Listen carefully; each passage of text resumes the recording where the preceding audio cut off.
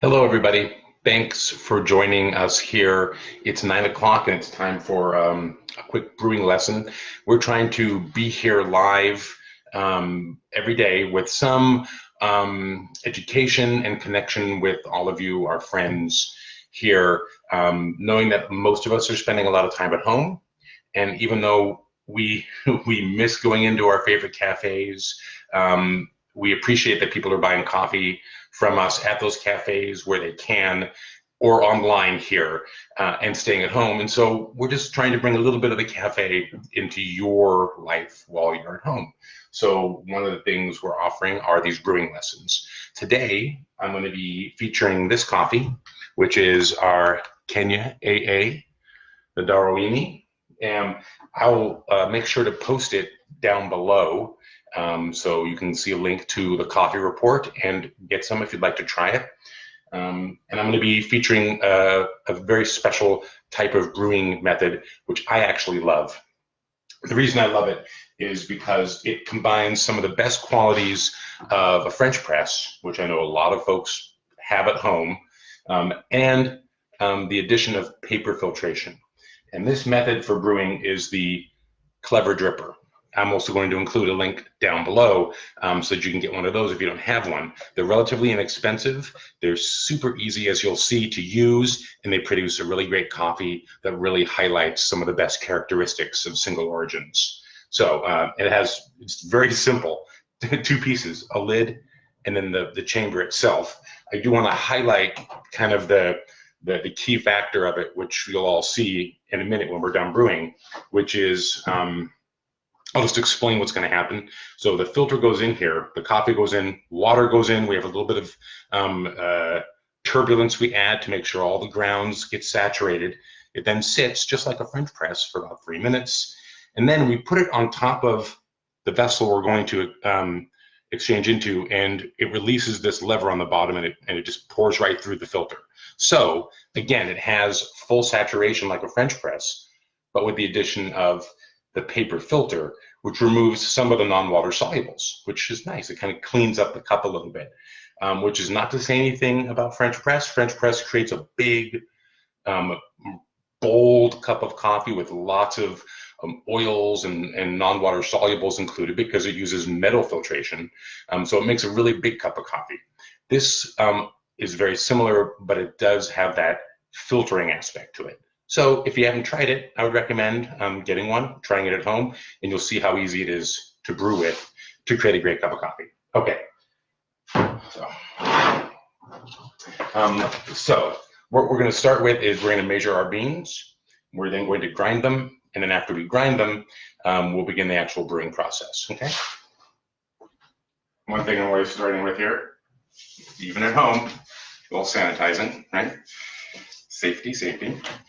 So we're going to use 20 grams of coffee. Another thing you want to make sure that you have is a way to measure out your coffee. I'll show you how much 20 grams looks like if you want to see there. Okay. And then I'll also just show you really quick.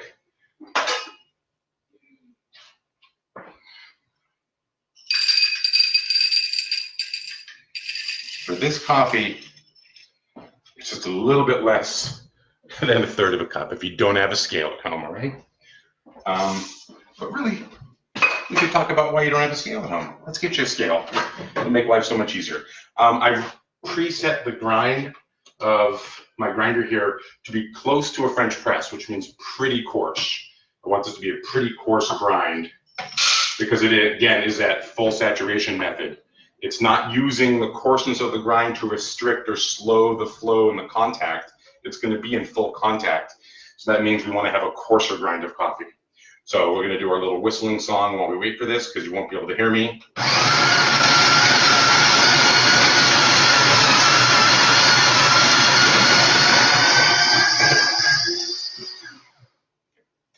Now you'll see that I put the Clever Dripper onto my scale again because we're going to be doing continuing the practice of using weights to get the proper proportion of water to coffee. So I've used 20 grams of coffee, and because I use 20 grams of coffee, I'm going to use approximately, using our math of 1 to 17, I'm going to use 340 grams of water to brew. But each time I add an element here, I want to tare this. Now, just like with any paper brewing method, we are going to start by washing our filter.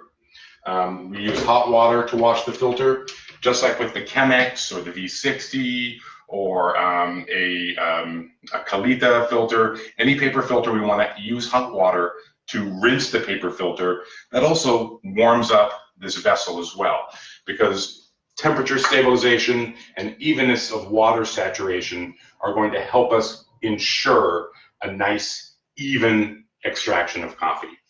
So I drain that water out. I tare again so that I'm down to 0. And then because I like to always make sure, even though I already measured this once, I just want to make sure. Okay. So I have my coffee ready now. Here's how easy this is. Measured your coffee, your water's ready. It's just off the boil, 205 degrees. I'm going to start a timer for 3 minutes. And I just kind of, see I'm moving quite a bit as I pour this in, because I want to really get it all moved around, make sure all those grounds get saturated. Right? And here I am at 340. Now, sometimes when we do a French press, we do a stir to crack the crust. We're going to do the same thing here.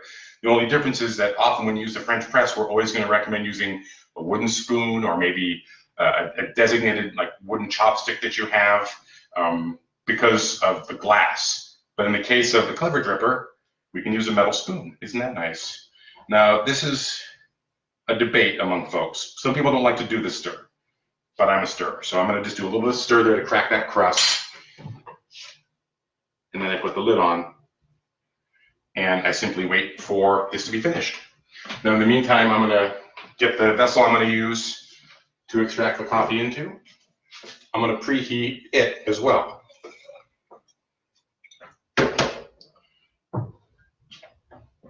All right, and now we just have some time here while the timer keeps going.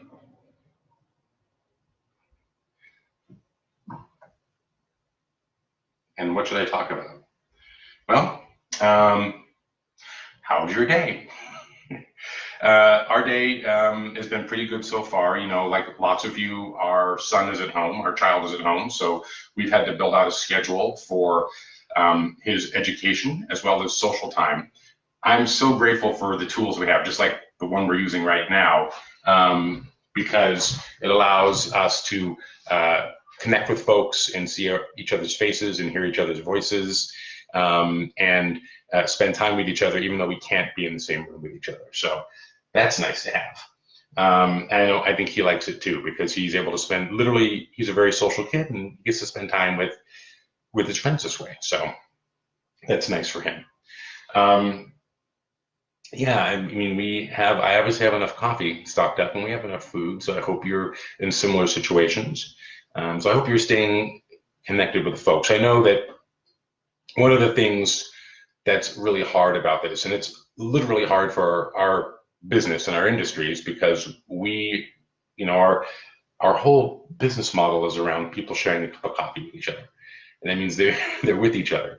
So it's made it a little more difficult, just being in this business, because I'm one of the folks in Batdorf that really likes to spend time with people as part of my job. I mean, we are all people, right? Because we're in hospitality. But when we suddenly can't be with our people in our retail settings, or we can't visit our wholesale customers, I think we're all kind of feeling a little bit hurt inside because of that. So luckily, we do have some technology that allows us to reach out and spend time with all of you, because we can't see you. I know that we're going to get through this, and it is going to hurt. There's no doubt about that for a lot of folks. But we are going to get through this by sticking together and continuing to honor, even though we can't spend time really over a cup of coffee with each other in real space, we can at least honor the ideals of that and stick together, stay connected, And when we get on the other side of it, just think how great it's going to be to meet at the cafe and share a cup of coffee with your friends. So my timer is done. Now here is the magical part. Make sure always, you'll do it once because we all do. Don't forget to take out your water and dilute your coffee. And now here's the key aspect of the filter paper.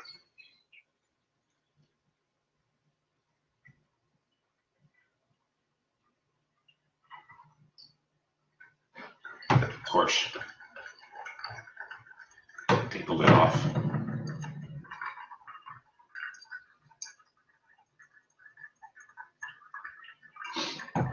So one of the things I'm going to show you after it's done, usually I would have people gather around to look at it as it's occurring, but one of the great elements of this, you might have noticed when I did the Chemex class the other day, I would agitate the Chemex to draw the coffee away from the sides. But because of the way this dripper works, you'll see just a second when it's completely expressed, you'll see that the coffee actually has stayed off the sides, and so it makes a nice. I mean, it stays in that large volume of water the entire time as it brews, and then when it does drain, you'll see here. I'll show you. See the sides? They're actually relatively clean of coffee. So all the coffee was actually in was being touched in contact with the water that entire time. Okay, well, this is the Kenya AA using the clever dripper method. Again, I'll go in and I'll add in some links down below so you can read more about those things. If you would like to try them out, I would suggest you do that. It's a really quick, easy way to make a great cup of coffee. And if you'd like to come back to this space in about 15 minutes, Becca and I are going to sit down and we're just going to share a cup of coffee and talk a little bit. Again, trying to kind of capture the spirit of some of the things that we've temporarily lost while we're going through all this, and try and kind of recreate the spirit of sitting and having a cup of coffee. So cheers to you. I look forward to seeing you in a little bit.